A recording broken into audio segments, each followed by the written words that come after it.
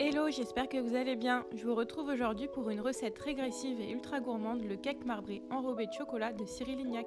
On va commencer avec l'appareil à cake nature. Pour cela, on aura besoin de 30 g de beurre, 100 g de jaune d'œuf, 130 g de sucre, 70 g de crème liquide 30%, 100 g de farine et 2 g de levure. Dans un saladier, commencez à blanchir les jaunes et le sucre. On veut obtenir une préparation bien blanche. Puis ajoutez la crème et mélangez à nouveau. Ajoutez ensuite la farine et la levure et mélangez à nouveau. Pour finir, ajoutez le beurre fondu et mélangez jusqu'à l'obtention d'une pâte bien lisse. Réservez pour la suite.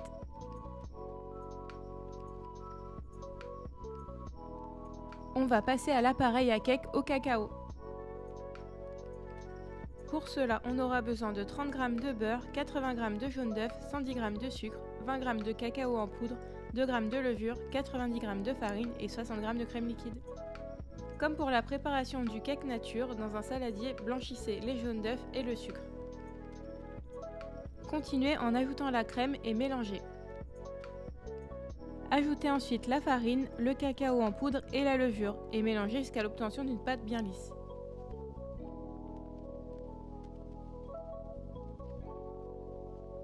Pour finir, ajoutez le beurre fondu et mélangez à nouveau. On va pouvoir passer à la cuisson. Vous aurez besoin d'un moule à cake. Moi j'ai utilisé un moule en silicone donc j'ai pas eu à le beurrer, mais s'il n'est pas en silicone, beurrez-le. Commencez par verser la première moitié de pâte nature, puis recouvrez avec l'ensemble de la pâte au cacao et recouvrez avec la dernière partie de la pâte nature. Avec une spatule ou un couteau, faites un zigzag pour donner l'effet marbré. N'hésitez pas à tourner la spatule ou le couteau pour donner vraiment un joli effet marbré à l'intérieur. Enfournez environ 40 minutes à 150 degrés. Le cake doit être bien cuit à cœur. Laissez refroidir. On va pouvoir préparer la feuillantine. On aura besoin de 50 g de chocolat au lait, 10 g de beurre doux, 90 g de praliné noisette et 50 g de crêpe dentelle. Commencez par faire fondre le chocolat et le beurre dans une casserole, puis ajoutez le praliné noisette. Moi j'en avais pas, du coup j'ai utilisé de la pâte à tartiner Nocciolata Blanca. Ça fonctionne tout aussi bien, à savoir qu'il y a juste du chocolat blanc en plus, donc ce sera juste un peu plus sucré.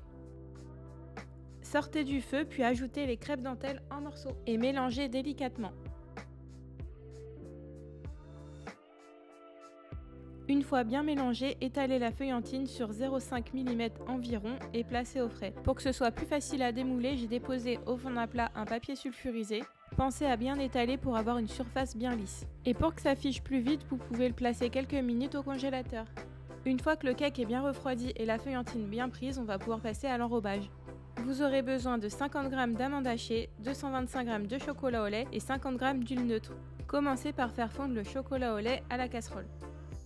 Une fois le chocolat fondu, hors du feu, ajoutez l'huile neutre. Moi j'ai utilisé de l'huile de tournesol parce que j'avais pas d'huile de pépin de raisin, mais l'huile de pépin de raisin sera meilleure. Incorporez ensuite les amandes hachées. Moi j'en ai pas trouvé, du coup j'ai mis des amandes effilées que j'ai coupées en plus petits morceaux.